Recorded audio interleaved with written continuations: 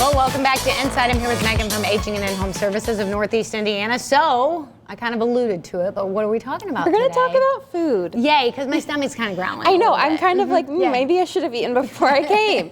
No, we're going to talk about food today. So, obviously, food is a very exciting subject for a lot of people, but we do want to focus on the nutritious side of food and the value that it brings to your everyday life. So, we like to say food is medicine. Yes. Because nutrition is medicine and it's the key to healthy aging. So we want to kind of hit on the older adults and how food kind of interacts with their day-to-day, also with their overall well-being.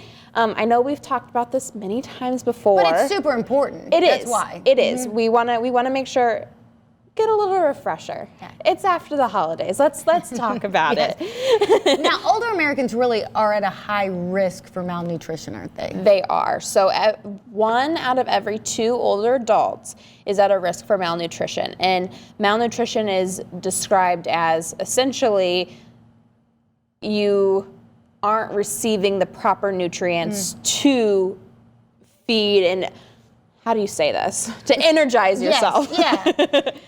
And there can be a variety of reasons for that. Absolutely. So you can be at risk for malnutrition by just being alone. We've talked about loneliness before. We talked about how a lot of older adults live alone.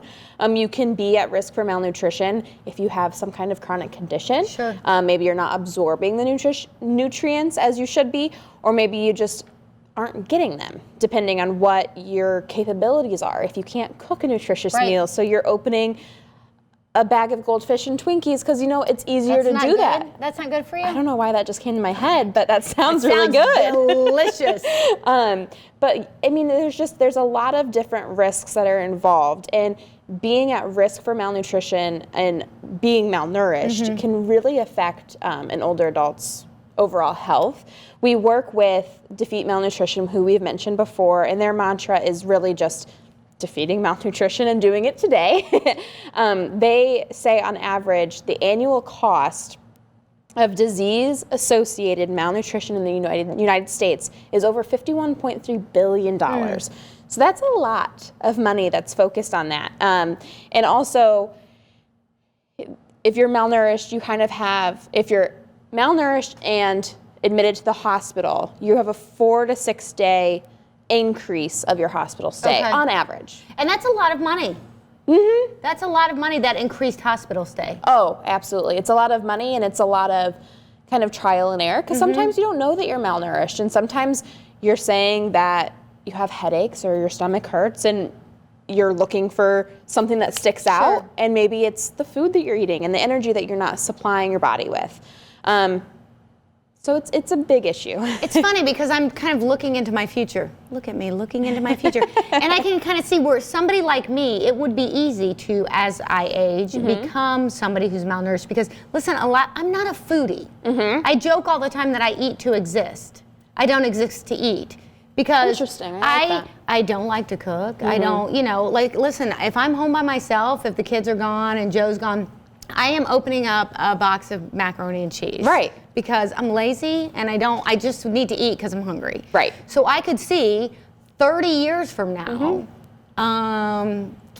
maybe I'm not even gonna go to that much trouble. I'm getting the, bag of goldfish crackers. Right. I'm gonna go for the zingers, not the Twinkies. Hey, because that's okay. I'm just like, that's it. I know I need to eat because I'm hungry, but it's not my thing. Right. Well, and so then you brought up a good point, is you open a box of macaroni and cheese. Some people can't open a box. Right. So then they sit there, they're hungry, and then they don't eat. Yeah. Or you can't stand at the oven or the stove. See, that's how little I cook. I can't distinguish between the two.